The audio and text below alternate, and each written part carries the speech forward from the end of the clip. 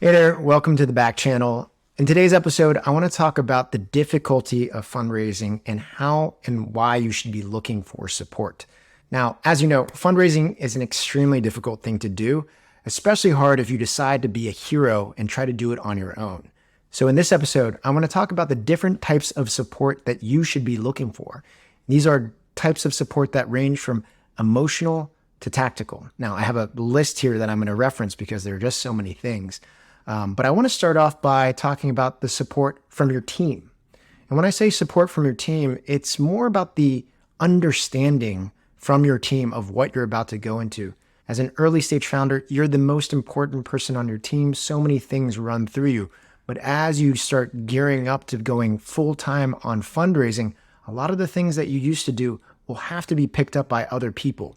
Now, some of your team members might not deeply understand how big of a responsibility and a time suck fundraising is, so you need to make sure you have a conversation with them so that you're on the same page.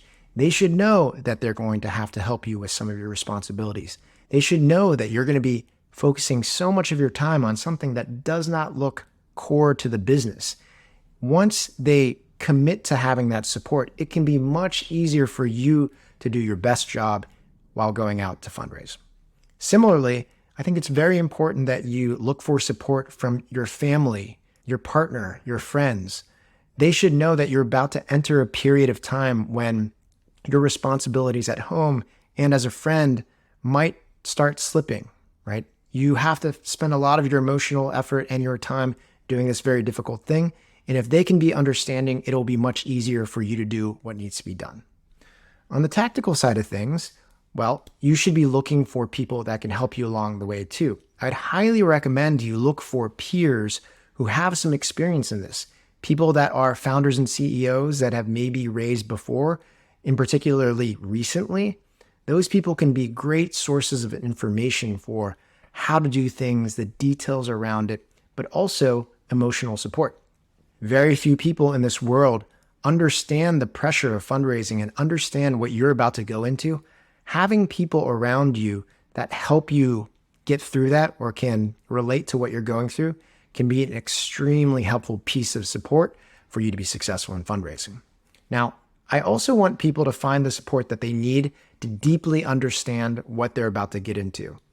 I find that a lot of founders, before they go into fundraising for the first time, at a high level feel like they understand what fundraising is all about. It's asking people for money to be put into your business so that you can grow your company. But the devil's in the details when it comes to fundraising. And I would hope that people would go a level deeper to figure out what it means to fundraise successfully and the things that they'll need to do. So in terms of the support around that, look for experts, look for people in your network who have a very deep understanding of this. I talked about CEOs that had raised capital before. That's a great source of content and support around the details and the tactics of fundraising. But if you have people in your network who are investors themselves and can be a friendly ear, those people will be worth their weight in gold as a friendly mentor or maybe as even a formal advisor to help you get through the process of fundraising.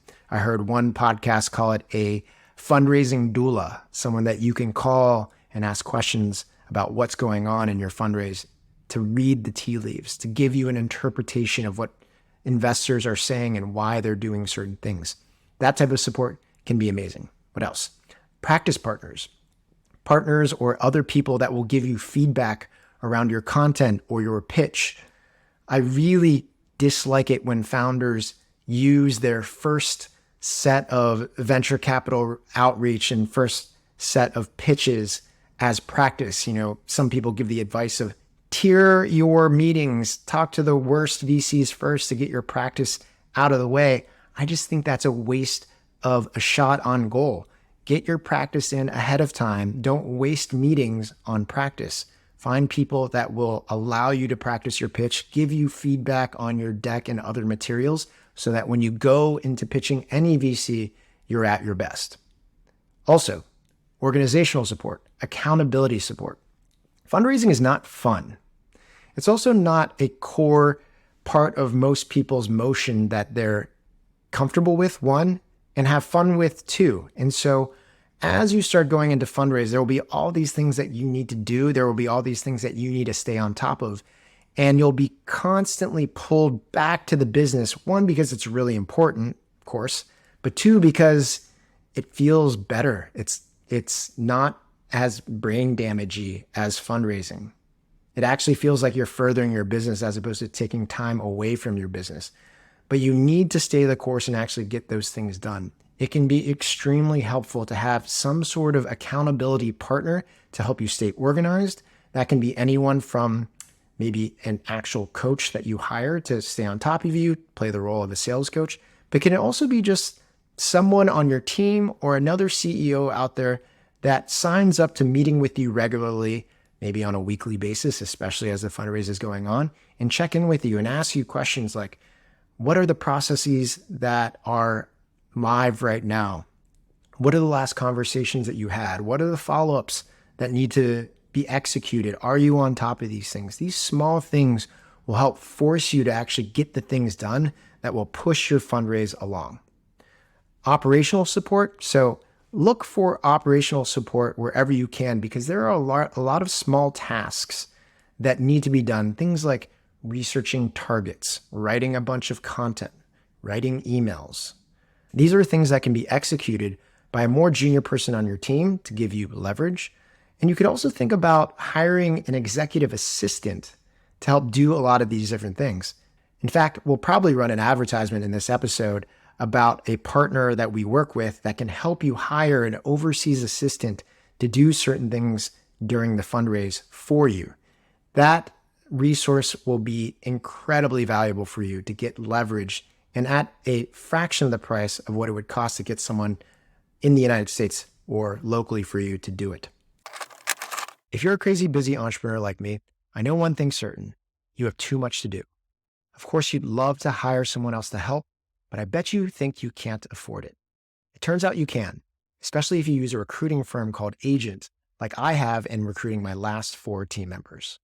Agent specializes in recruiting overseas talent.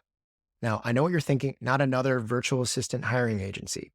Yes, they can help you hire assistants, but they can also help you hire skilled talent like marketers, designers, and even engineers at a fraction of the cost. Now, if you're looking to add more leverage to your team, check out fundedpod.com/agent. That's AGENT to add your next team member. You can thank me later. And the last thing I'll say, this is not meant to be a total advertorial piece of content, but I will say all the challenges that we saw and what you need in terms of support to execute a successful fundraise are parts of the reason that we built the Fundraising Prep Bootcamp, FWC, because it can be hard to find those expert resources to tell you what you should be doing and why you should be doing.